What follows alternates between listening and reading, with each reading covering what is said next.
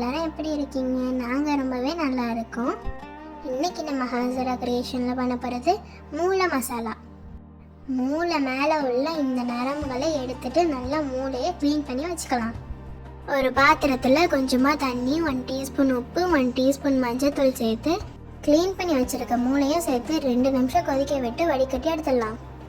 3 தக்காளியை 1 டீஸ்பூன் உப்பு சேர்த்து நல்லா கையாலேயே மசிச்சு விட்டுக்கலாம். நீங்கள் குட்டியாக கூட சாப் பண்ணி சேர்த்துக்கலாம். ஒரு சட்டியில் ஆயில் கொஞ்சமாக சேர்த்து மூளையை சேர்த்து லைட்டாக 2 பக்கமும் பொரிச்சு எடுத்துக்கலாம்.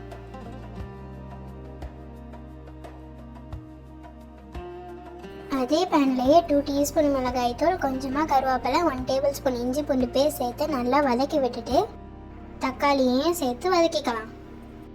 தக்காளி நல்லா சாஃப்டாக வெந்து வரும்.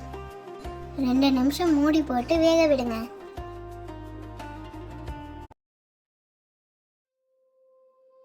ஒன் டீஸ்பூன் உப்பு, 1 டீஸ்பூன் மிளகுத்தூள், 1 டீஸ்பூன் கரம் மசாலா, 1 டீஸ்பூன் மஞ்சத்தூள், 3 டீஸ்பூன் மிளகு ஜீரகத்தூள் சேர்த்து வதக்கிக்கலாம். 2 நிமிஷம் மூடி போட்டு மசாலா நல்லா குக் பண்ணுங்கள். எண்ணெய் பிரிஞ்சு மசாலாவோட பச்சை வாசனை போனதோட தண்ணி கொஞ்சமாக சேர்த்து நல்லா கலந்து விடுங்க.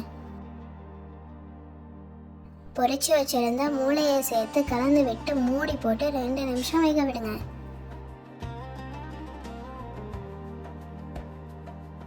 திருப்பி விட்டு மூளையும் மசாலாவும் ஒன்று சேர கலந்து விடுங்க.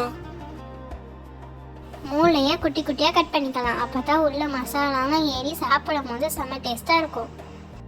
கடைசியாக கொஞ்சமாக கருவேப்பிலையை தூவி விட்டு அடுப்பு ஆஃப் பண்ணிடுங்க. அவ்வளோதான், சுவையான ஈஸியான மூளை மசாலா ரெடி. நீங்களும் இதை மறக்காமல் ட்ரை பண்ணி பார்த்துட்டு எப்படி இருந்துச்சுன்னு கமெண்ட்டில் சொல்லுங்கள். உங்களுக்கும் இதே போல் நிறைய வீடியோஸ்லாம் பார்க்கணுன்னா நம்ம சேனலை சப்ஸ்கிரைப் பண்ணி வச்சுக்கோங்க. உங்கள் ஃப்ரெண்ட்ஸ் அண்ட் ஃபேமிலிக்கெலாம் ஷேர் பண்ணுங்கள்.